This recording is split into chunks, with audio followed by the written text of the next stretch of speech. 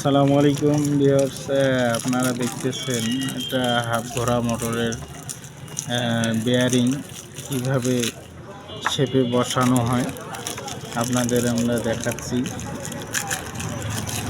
এই যে এটা হচ্ছে শেপ, বসাই দিয়ে হালকা এভাবে মার দিবে, দেওয়ার পরে যেমন একটা আমাদের এখানে যেমন একটা পাইপ আছে, এই বর্ডারে বসিয়া বেয়ারিংটা বসিয়ে যাবে।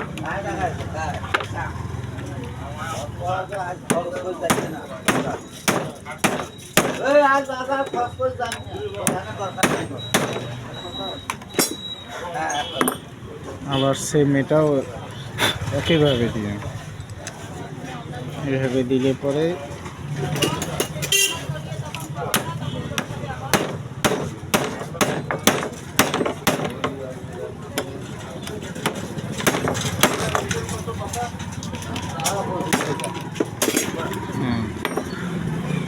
বসে গেছে। এইভাবে দিয়ে